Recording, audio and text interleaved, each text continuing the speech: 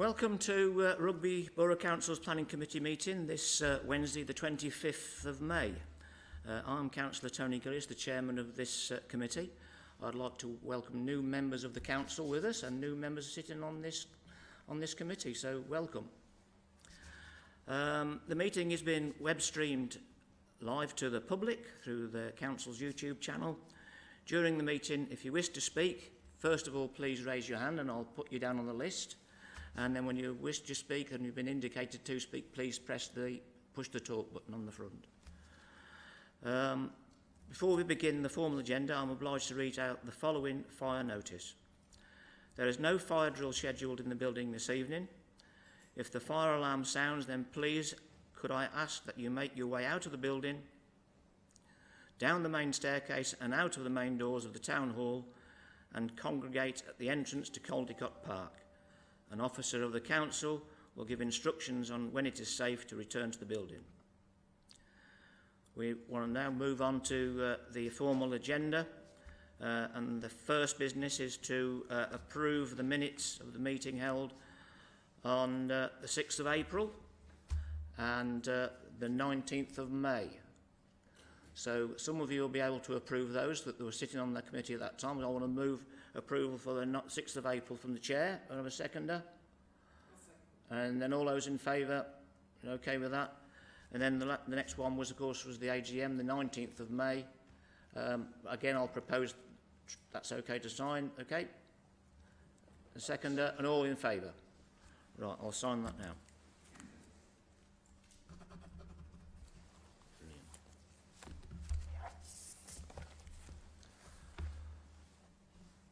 Right, okay, apologies. Do we have any apologies? We do, Chair. 3 apologies for this evening from Councillors Daly, Eccleston and Sanderson. Councillor Ward is substituting for Councillor Daly and Councillor Mrs Timms is substituting for Councillor Eccleston. No substitute for Councillor Sanderson. Thank you. Right, we move on then to declarations of interest. To receive declarations of interest for non-pecuniary, have we got ward councillors, anybody? Yes. Newbold and Brown Server, item number 2.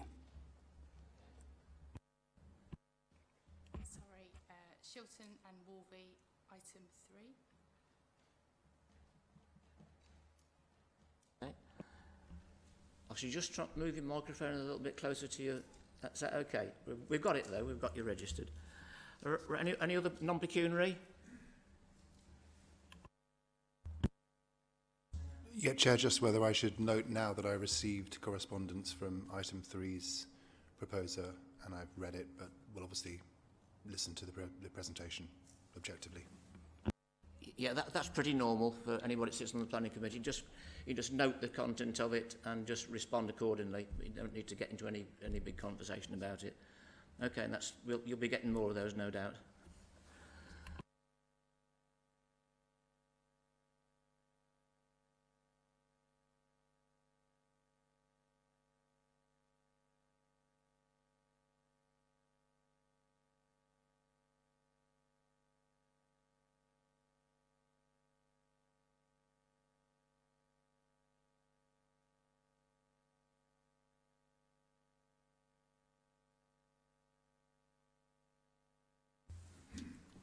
Good evening, everybody. So, number 14 Preston Close is within the new Hatton development in Rugby. It's been put forward to committee because it's in breach of conditions on the Reserve Matters application, which restricted openings in east elevations of the built form for this particular plot for the Hatton development. It's part retrospective planning consent for the retention of an opening which has been made in the east side elevation of the garage. And it also seeks approval to insert some bifold doors. Included is the addition of a fence topper to be added to the eastern fence in the rear garden. This would increase the boundary treatment there to 2.9 metres in height. It's a revision of a previously submitted scheme from 2021, which included the opening and bifold doors In the original scheme, the intended use for the garage was as a gym. However, work had commenced and then was halted following a complaint. There was going to be a loss of parking for the previous one, and eventually the application got withdrawn because that wasn't acceptable. There's also a condition restricting the garages to be kept as garages. So this revised application is purely to retain the opening and to insert the bifold doors. They have stipulated they intend to keep the garage as a garage. So this is where the property is within the Houghton development. It faces Crick Road, which borders the edge of the development. It's also located within a character area designated as Rural Edge within the mini design code of the Reserve Matters application. And as such, it's a prominent road where it connects the Houghton development with the wider area in urban form. These plans show the location of number 14 in relation to the Houghton estate boundary. So this is the wider boundary for the site, and this is where our property is.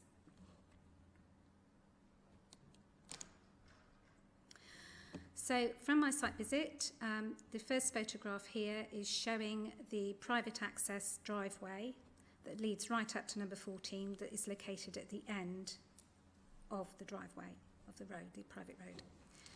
This shows the parking at the site, which is tandem parking with the garage to the rear. Here you can see where the opening was made in the side of the garage and is currently boarded up. And then this photograph shows the view towards the eastern neighbour of the site and the eastern boundary fence, which they intend to put this fence topper on top of and grow greenery up.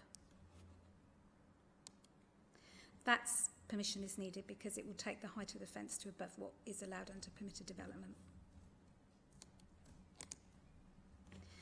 So here we have the elevations and floor plans. So it's a very standard single garage, and the floor is to remain as a garage, and this was what the side elevation will look like with the doors in. So the key considerations for the application are the principle of development. Well, it's located within Rugby Town, which is the main focus for development in the borough, so the principle of development is acceptable. Character and appearance. The proposals are to the rear, so they don't impact the street scene to the front. Residential amenity, as stated, condition 47 of the Reserve Matters application R180544 was applied specifically to the plot, stating no new windows roof lights shall be formed in east side elevations or roof slopes. So that included the house and the garage. So objections have been received on the basis of a visual overbearing appearance, the design and appearance not being in keeping with other garages on the estate, and loss of privacy and increased overlooking. A neighbour objection has also commented that the condition was put in there for a reason and it shouldn't be contested.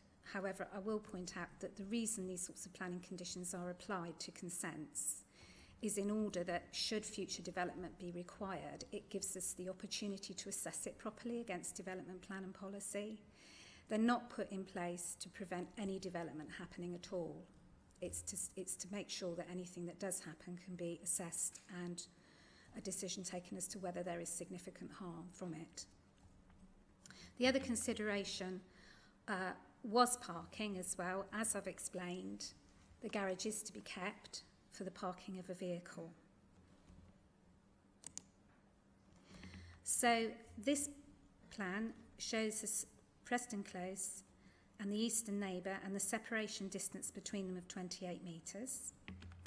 There's also this 5 metre buffer strip between the two properties, which has planting in it, which as yet has not fully grown up. This was provided by the developer, and eventually that will provide some additional screening.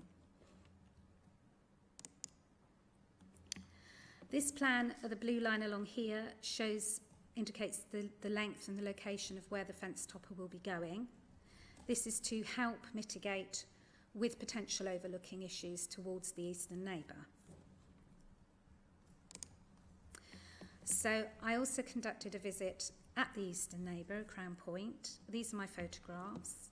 The first one is trying to show the distance between elevations of the two properties. The middle photograph is looking towards number 14 and the garage. You can see here just the top of the roof of the garage is visible. The third photograph is taken from the rear patio area of Crown Point. And here you can see the top of the garage opening is visible, and this is due to the slope in the land levels at the site. These photographs were taken from inside Crown Point, from their main living spaces. There's a view from the kitchen and 2 photographs from the living room area. Again, you can see that the top of this opening is visible, but that is all. Now, the application states that should a consent be given, they intend to insert obscure glazing in the bifold doors that will go into this opening. So in the interest of prudency, if consent is granted, a condition will be included to secure that obscure glazing to Pilkington level 5 or equivalent.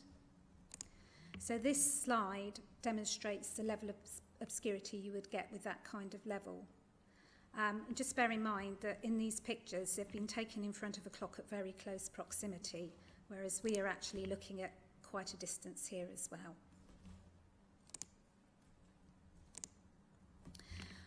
Should a consent be given this evening, condition 1 will be amended to an extant condition that permission will have been deemed to have taken effect from the date of this committee. Condition 6 will be added to secure the installation of the fence topper prior to the doors being installed in the opening, in the interests of residential amenity. And there is also an informative advisory which will be updated regarding parking arrangements at the site. This will be amended to better reflect the conditions of R180544 that restricted specific permitted development classes. One of the classes it restricts is it prevents properties from paving over their front gardens for parking. They would have to apply for planning permission for that. So this informative reinforces that just as an advisory so that it's very clear about the parking arrangements required for the site and what's acceptable and what wouldn't be supported. So in planning balance and recommendations subject to the conditions as explained, it would comply with the local plan and the national planning policy framework. It's not considered to impact on character and appearance to any significant extent because it is to the rear and not visible from the public realm. And the principle of development is acceptable, and so approval is recommended subject to the conditions. Are there any questions?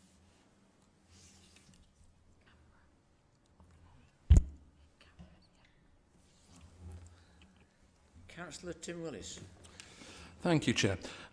This may be a matter of speculation, but the question is, why continue with the bifolding doors and the obscured glass, which seems to me to mirror the application R210728 with the removal of the gym.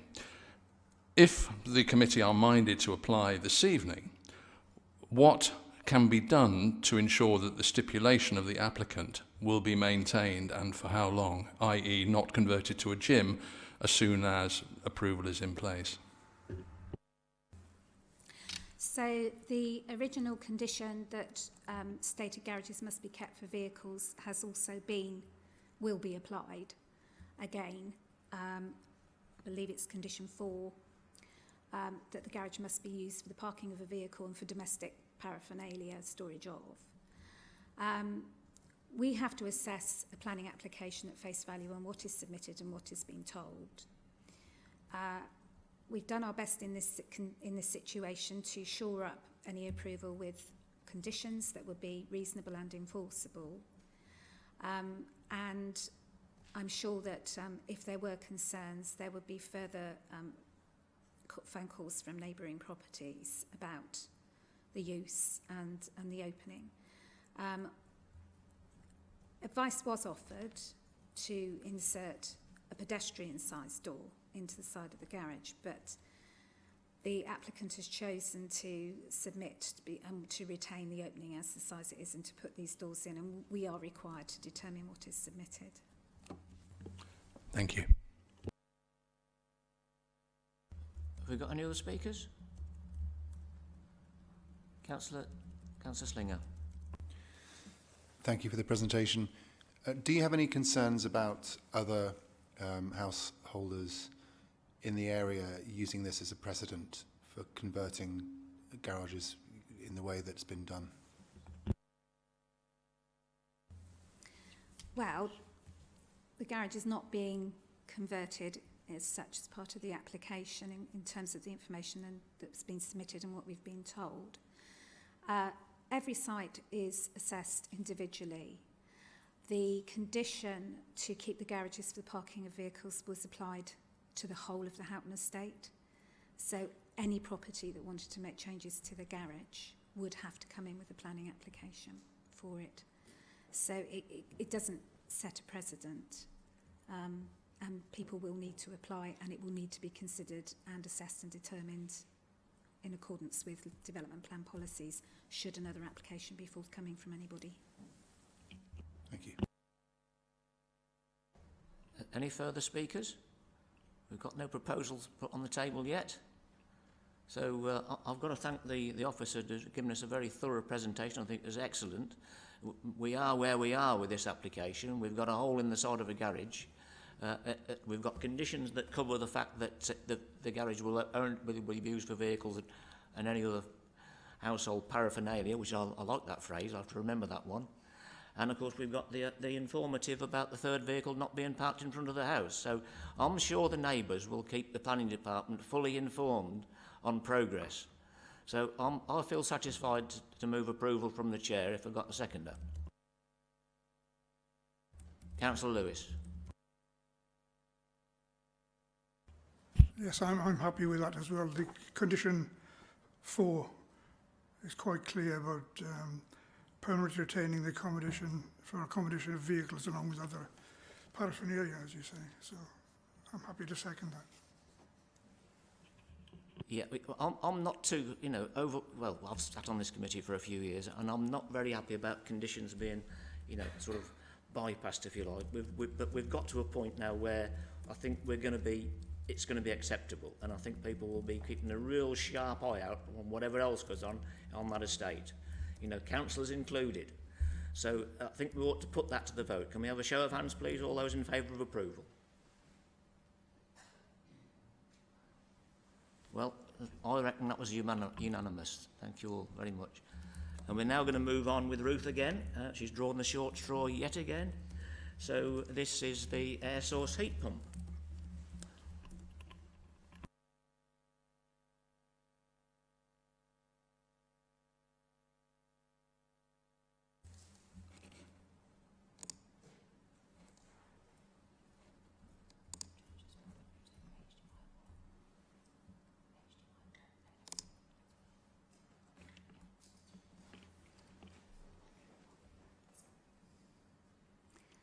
Sorry, bear with me, I'm just getting the presentation up.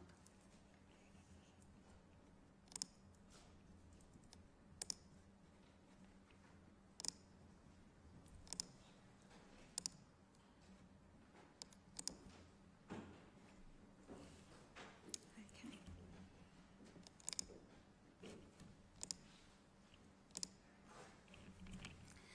Thank you, sorry about that. So this is number 13 Edison Drive, Rugby. It's a householder planning application for the installation of an air source heat pump.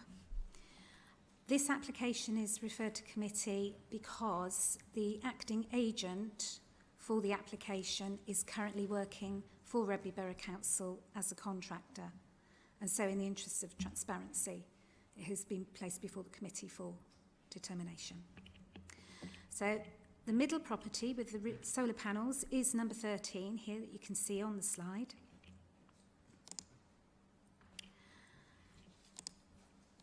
The aerial view here again shows the location between the two properties, and to get to the rear of it you come around here in Edison Drive into Parsons Close into this rear parking court.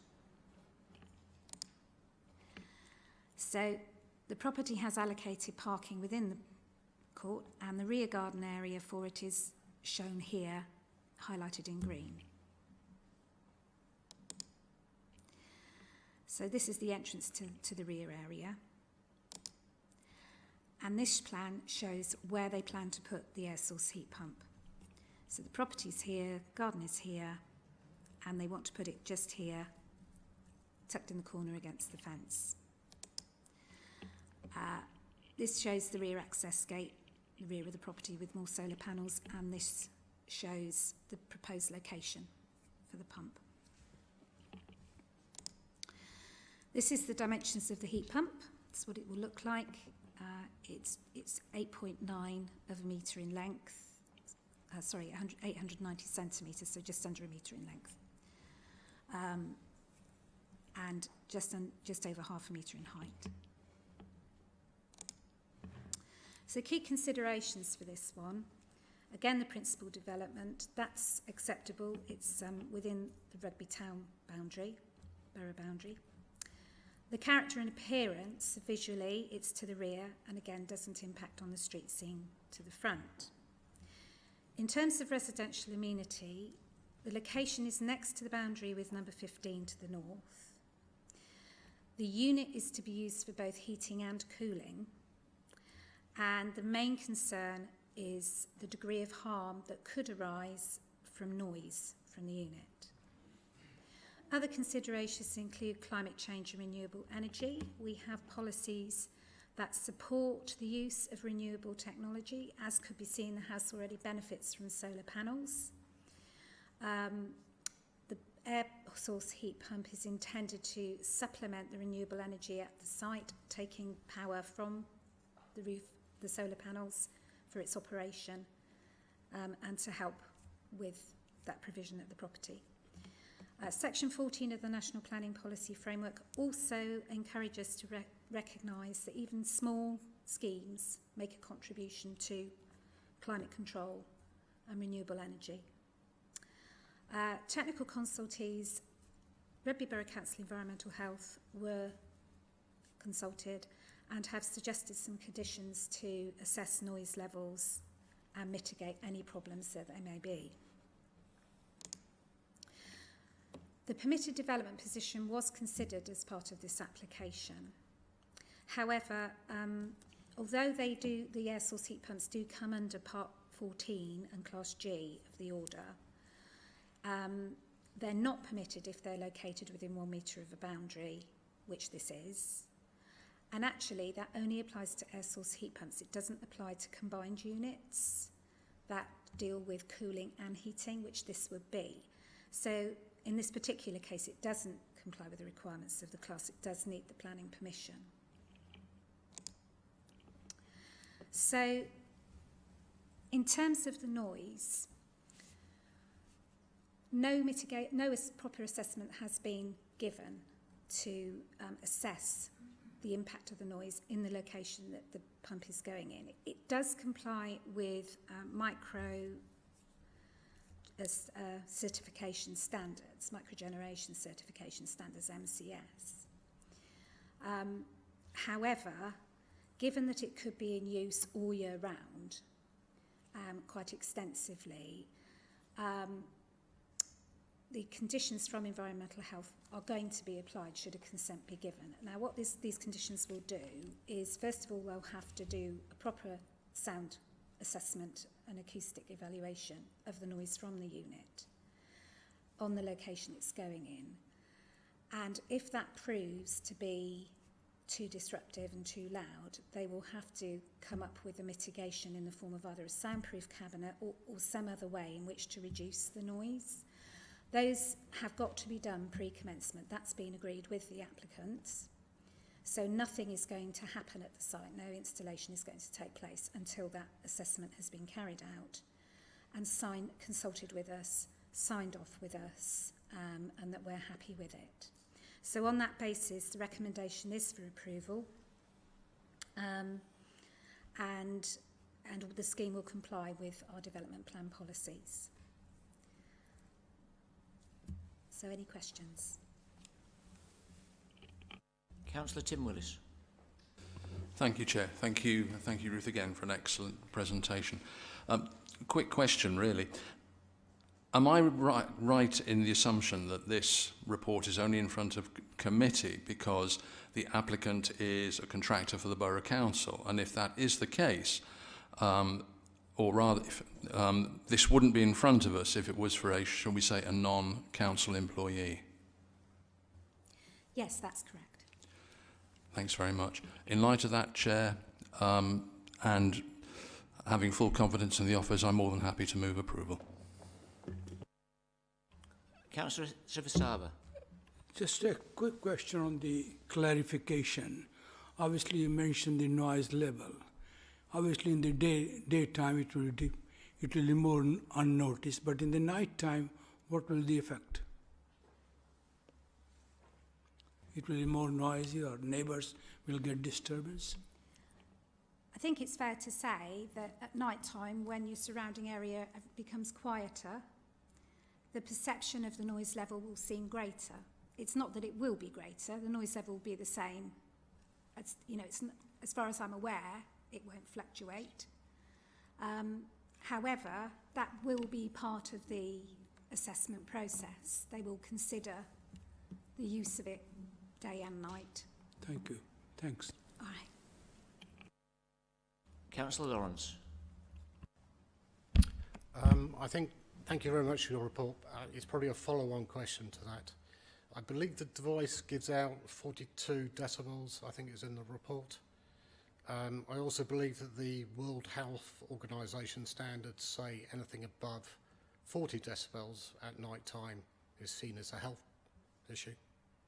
So given that, are you recommending a level that this device must achieve at night time? So under the MCS standards, there is a recommended level in their document as well. Without looking it up, I couldn't tell you how that compares to the levels for the World Health Organization. But the standards are complicated. In order for a unit to be compliant, it's got to be installed by an NCS qualified installationist, and they have to carry out calculations for it. In terms of what we will be doing is when they've done the initial investigation into the sound levels and what they're going to be like, and then come up with what they consider is needed, that written scheme will be submitted to us, and it will go before Environmental Health, who are the experts on this, and they will be consulted on what they put in, and we'll take a decision based on what their opinion is as to whether what they propose is going to be acceptable.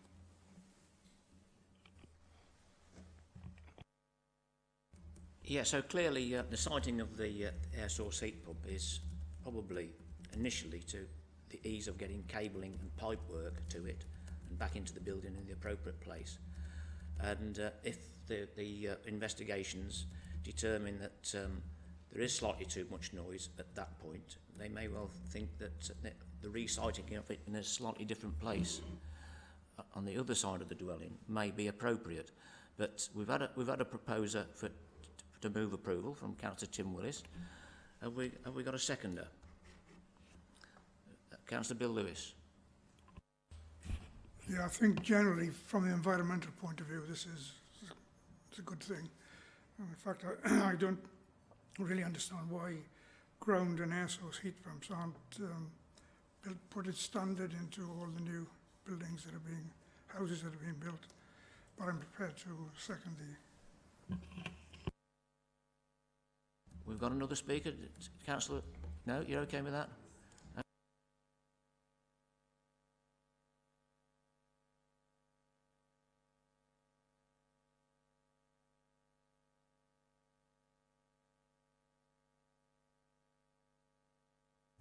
Thank you, Chair, and thanks for the presentation. I just had one query around what mechanisms might be in place should the unit deteriorate over time and the volume go up.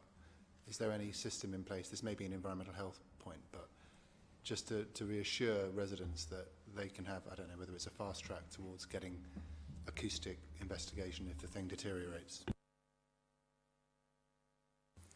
Well, environmental health, environmental protection are responsible for dealing with complaints about pollution, including noise pollution. So should, going forward, you know, the unit become old and there was a degeneration and it was causing disruption to neighbours, they would contact through that route in order to get that looked at and addressed. Thanks to the officer. So we've got a mover for approval and a seconder for approval. All those in favour, please show. So again, that's unanimous. Thank you.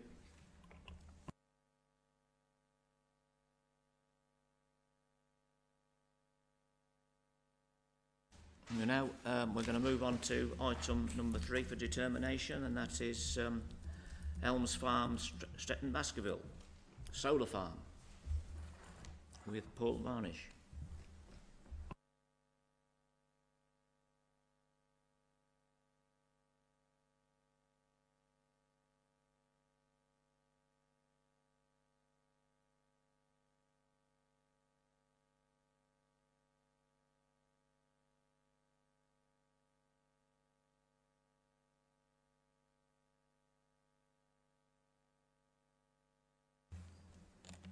Thank you, Chair. This application is brought before committee as it is a major application. It is for the construction and operation of a solar farm and battery storage system, together with cable route and all associated works, equipment and necessary infrastructure.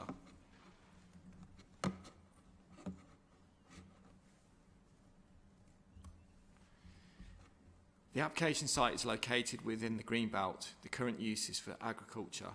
The application site is bounded by the A5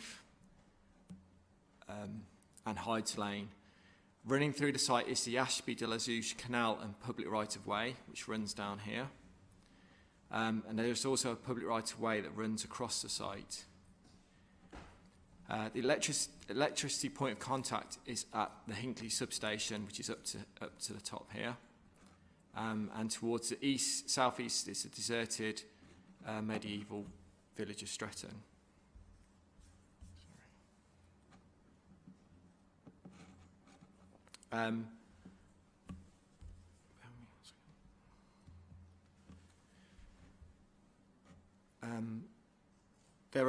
Towards the southeast is a deserted medieval village of Stretton Baskerville. There are areas of ridge and furrow to the southeast of the site, and towards the centre of the site, outside the application zone, are poultry sheds. To the north is Hinkley, which comprises mainly business and residential, and to the west is Nuneaton and Bedworth.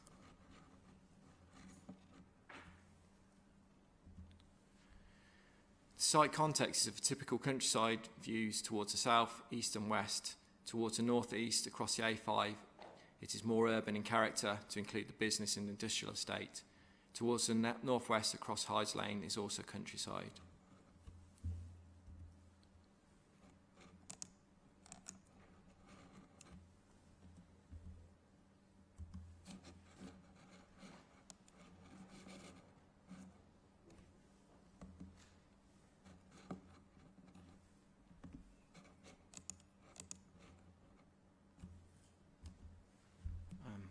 Site layout plan indicates 10 development zones. The development zones utilise the existing field pattern to include the network of hedgerows, which will be retained.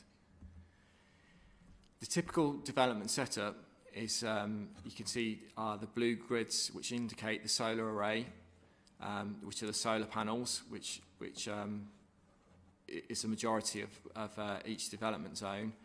The pink box is the inverter towards the centre of the site, and the green box represents a battery container.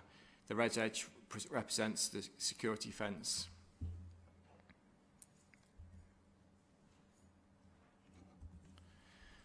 There has been representation. There was one neighbour who supports sustainable and greener energy, is against the loss of farmland, has concerns on the impact of wildlife. They believe there's alternative brownfield sites available at Stretton Point. There's impact on and loss on the green belt. They feel they need to educate people on energy usage, and they see it as a business opportunity for the owner. The Parish Council, there is a majority preference for no such development because of the intrusion onto greenbelt land. However, in the event the development is approved, there is support for sustainable energy. They wish to see the retention of public access to pathways and bridleways and protection of natural wildlife. They have concerns on glint and glare, and they wish to see landscaping be retained.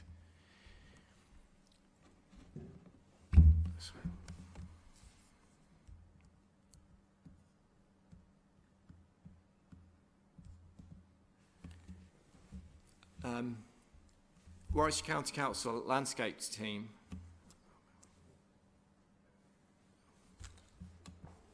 The application site is located within the greenbelt where development will be resisted and should not be approved except in very special circumstances.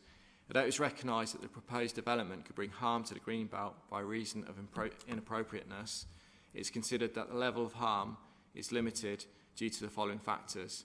The development will provide a clean, renewable and sustainable form of electricity, the temporary and reversible nature of the proposed development, the continued agricultural use of the site during the lifespan of the development, the limited landscape and visual impacts primarily due to the design approach of containing the panels within existing and enhanced established boundaries. It has also been demonstrated that there is an absence of suitable and available sites outside the greenbelt. The nearest alternative location within the borough would be Stretton Point. However, there has been resolution to grant planning permission subject to Section 106 for a road-related service facility. That's a petrol filling station with forecourt and canopy and HGV facilities. Both regionally and nationally, there is commitment to reduce greenhouse gas emissions, and Rugby Borough Council has declared a climate emergency. It's considered that there is positive weight accorded to the generation of renewable energy and associated significant reduction in carbon emissions, which constitutes very special circumstances, which significantly outweighs the limited harm to the greenbelt. Regarding agricultural land, the applicant has provided an agricultural land classification report which demonstrates that the land does not constitute the best and most versatile agricultural land. The applicant has advised that the site will be retained for agricultural use, either sheep grazing or grassland or meadows.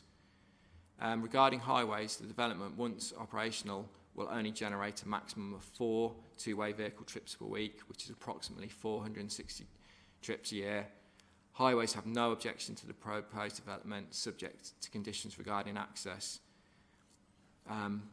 Public rights of way also have no objection, provided the footpaths must remain open and accessible.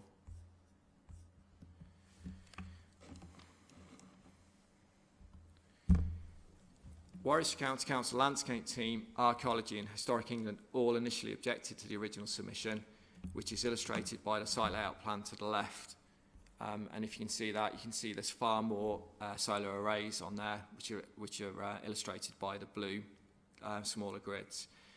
The agent submitted additional plans which overcame the objections, which you can see to the right. The amended layout provides a buffer zone for the public right-of-way, which runs, there's the public right-of-way that runs across here, and also the one that runs along the canal. The canal obviously provides important open space and recreation. The amended scheme has also seen a removal of an area to the south of the site to protect the setting of the deserted medieval village of Stretton Baskerville. So that's down here, and these fields have been removed as well. The solar arrays are all located within development zones, with the necessary infrastructure in place within the existing network of retained trees and hedgerows, which will have minimal impact on existing landscape. Furthermore, a condition for additional landscaping will help enhance the existing trees and hedgerows. Additionally, the applicant will adopt the Rochdale envelope approach, which defines development zones rather than having the definitive layout. This will allow development flexibility and the ability for whole development zone to be omitted from the scheme if necessary. Warwickshire County Council Landscape Team, Archaeology and Historic England provided no objection to the amended scheme. Archaeology have requested a condition for the undertaking of a programme of archaeological evaluation by trial trenching prior to development. Any development zones which contain any archaeological features worthy of conservation identified following granting the consent can be designed around ensuring their preservation.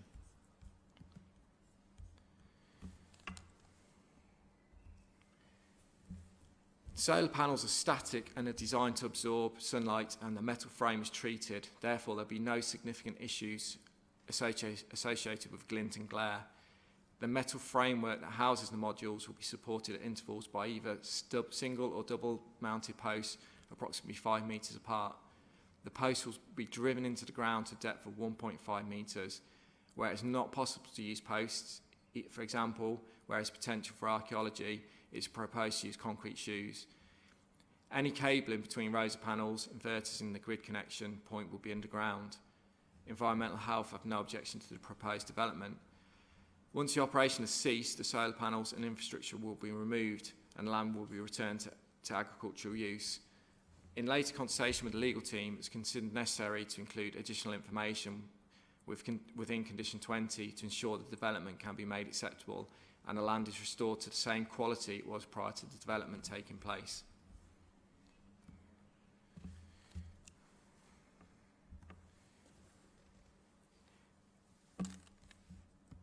Ecology have objected to the proposed development. The plan indicates an area to be included for development which was agreed under a condition as part of a previous application for the poultry sheds. A condition was included for the development to provide a biodiversity net gain. It was agreed in an area of improved grassland will be provided. The applicant has agreed to include additional biodiversity to include the metric not implemented as part of the previous application. This was deemed acceptable by the planning authority and it was considered that the application could be approved. In later consultation with the legal team, it's considered necessary to include a grampian condition to prevent any development within Development Zone 8, which is highlighted by the red line, unless alternative mitigation for the poultry shed scheme is agreed in consultation with Warwickshire County Council Ecology. The photographs here provide some idea of how the solar arrays will appear within the landscape after a period of 10 years. A comprehensive landscaping scheme is proposed to integrate with the existing landscape. The additional landscape will help screen the development and mitigate against the visual harm.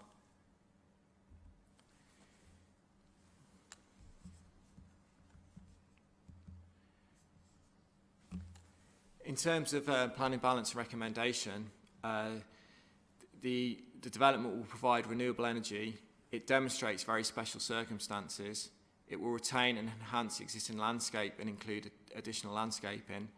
It enhances the natural environment and protects the historic environment. It will mitigate against flood risk and drainage. There's minimal impact on highway safety and safe access, and then the cumulative impact is considered acceptable.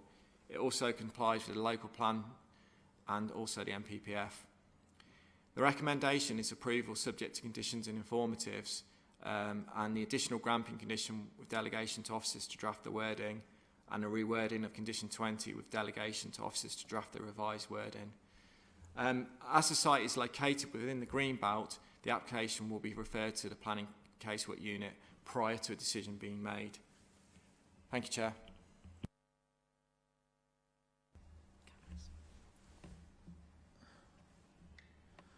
Have we got any questions to the officer? I'm sure you've got lots of them all stacked up there. Councillor Lawrence. Hello, thank you very much for the presentation. You mentioned the foundations being put in for the solar arrays. I understand there's inverters, substations, other things. Can you tell me what the nature of the foundations are for those? Through you, Chair. Yeah, there will be concrete hard standing. However, the majority of the site, if I can go back to the picture, indicates the one to, sorry, to the right hand side shows the majority of it is the solar arrays. So there's in comparison, there's very little sort of hard standing that will be on there. Probably to yourself as the chairman. I don't believe it's something we can add into terms of planning, in terms of condition, but I would like it noted that we would look for greener construction techniques to be used wherever possible on this site.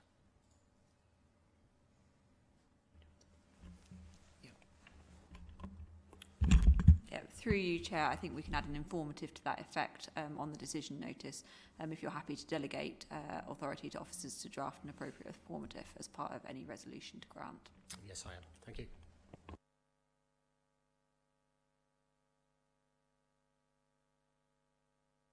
Have we got any further speakers? There's just one point I wanted to make on this one, and that is the footpaths. It is recognised that a footpath width is 2 metres, and it did suggest in the report that planting would go just 1 metre away from the footpath. And of course, if you're planting trees just 1 metre away from the footpath, in a few decades, those trees are going to be mighty overbearing. So I would suggest that distance needs to be a little bit further than 1 metre away from the footpath.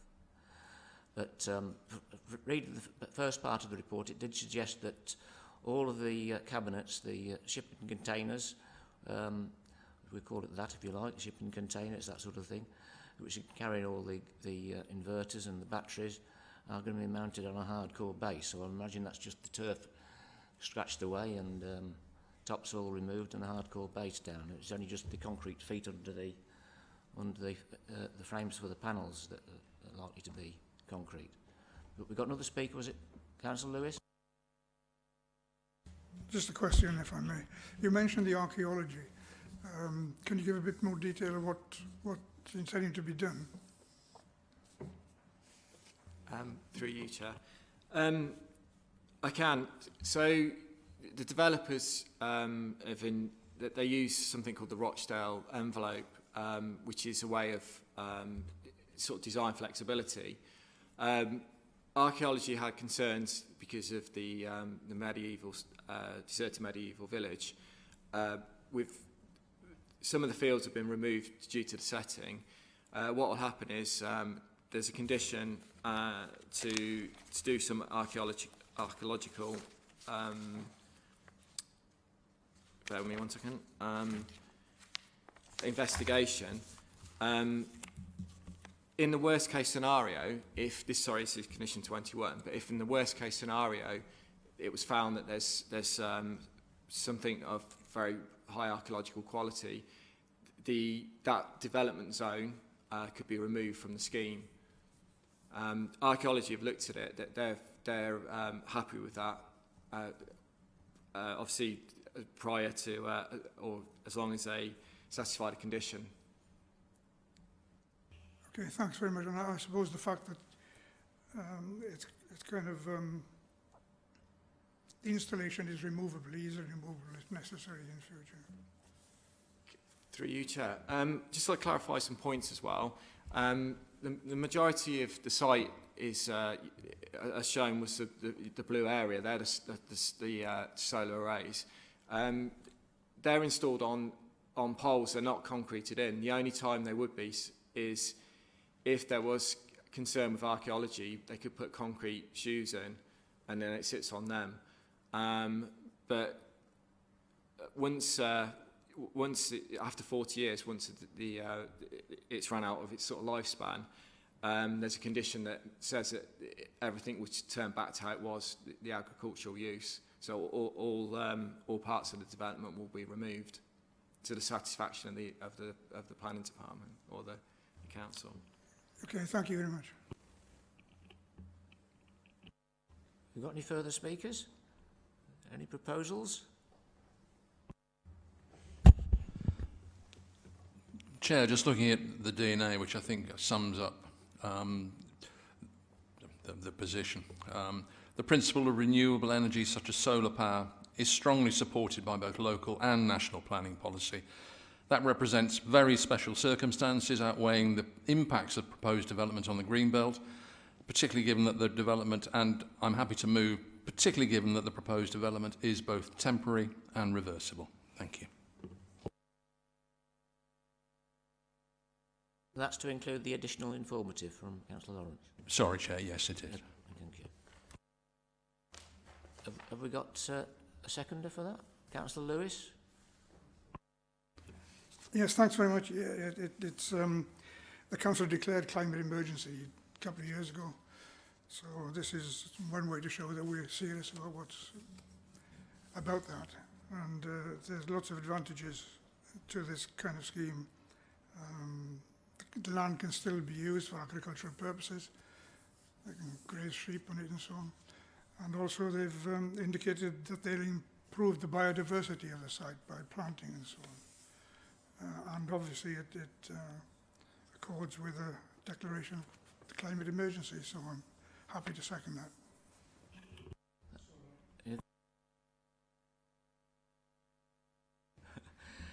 Yes, certainly in the rural areas now. Yes, we're on this one. We can see PV panels put on agricultural land, but we also see agricultural land where crops are harvested to go in biodiversity things and digesters and goodness knows what. So, well, when we get hungry, we might have to remove them. But we've got a proposer and a seconder for approval. So, all those in favour, please show. And that's unanimous again. Excellent, excellent.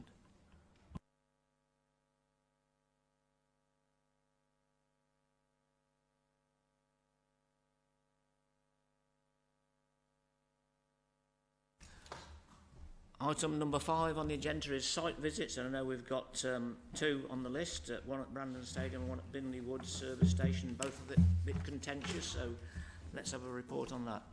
Okay, thank you, Chair. The first one is application R22/0071.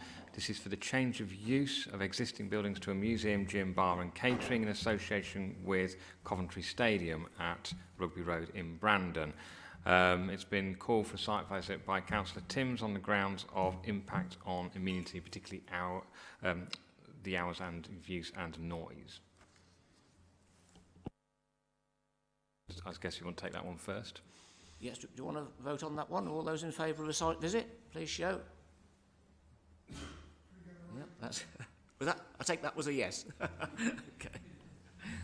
I mean, obviously no members have voted, but I will add on that one. The applicants for that one, I understand, don't own a land, so the actual consent to go onto that land will obviously be down to the actual landowner, but obviously what we can do is still visit the site from the public domain and surrounding public rights of way if consent wasn't forthcoming for us to go actually onto the site. So just to obviously bear that in mind, but obviously the vote was to visit the site anyway. So,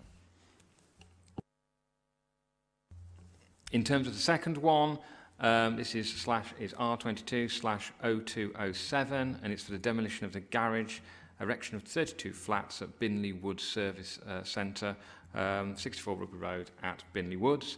This also has been called for a committee site visit by Councillor Timms on the grounds of overdevelopment, adverse impact on the street scene and concerns raised by the community. Well, thanks for that, Richard. Yeah. Have we any idea when both of those will actually be coming to committee? Will they be both on the same day, or we haven't got any dates for any of those? No, we've got no particular dates specific yet. I mean, I would suspect the one at Coventry Stadium maybe in the next couple of months or so, and possibly the other one as well. So, okay. But at the moment we have no firm dates. So if the site visits are on the same day, it'd be absolutely marvellous, wouldn't it? Because we're only just half a mile up the road. So all those in favour of the site visit to Binley Woods? It's right on the edge of the world up there, you know. Thank you. Right, we move on to item number 6 on the agenda, appeals update. You again, Richard, I think. Okay, thank you, Chair.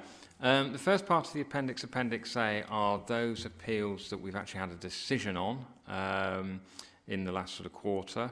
So they're obviously there. There's no updates, obviously, for those. The second part of Appendix B are pending appeals. The update we've had on that is that the appeal at 4 Oaks at Woolston Grange near Woolston was allowed on appeal. This is actually quite an interesting decision because it was against a condition that was imposed to remove permitted development rights, and the government stresses to local planning authorities that they really shouldn't remove permitted development rights because you are taking away people's rights to do things under the planning legislation. So we only should do these in exceptional circumstances. So it is a reminder, I suppose, to both officers and members that the inspectorate will consider these very thoroughly when we do look at it. So the applicant appealed it and obviously was successful on this occasion. So the removal of permitted development rights has now fallen on that site as that was allowed. The second part of Appendix B is in relation to enforcement appeals that are currently pending. And then an update on those is that we've had two decisions. One is at 27 Wellesley Road in Rugby.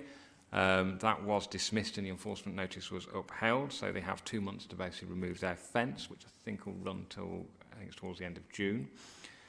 The other decision we've had is actually at Top Road in Barnacle. There were actually 10 appeals at that site. 5 of the appeals the inspector nullified, despite us as a local planning authority trying to get the inspector to agree to changes, which is in relationship to landscaping in a hedge. The inspector wasn't convinced, unfortunately, and actually nullified those 5. However, the other 5 were dismissed and the enforcement notices were upheld. Now, what members need to understand is that these appeals weren't in relationship to the principle of development. We have 6 other applications running at the moment on the grounds of principle of development. This was against the enforcement notice, which actually they chose not to appeal on the ground A, but they actually chose to appeal on the grounds that the time frame that we gave them for compliance was unreasonable, and that we had served notice on the wrong people, and it didn't consider all matters. Now, on those grounds, the inspector considered, subject to our amendments, that we had acted reasonably, so has actually concluded that the appeals shouldn't be successful and has given a period of compliance should be until October 2022. However, obviously, we now have 5 applications in relationship to these appeals that are currently actually up and running, so we will now be taking further advice on those applications, and they will obviously come to committee in due course. Thank you. Thank you, Richard. Have we got any questions on any of those? Or any additional questions? We all okay with that? All happy?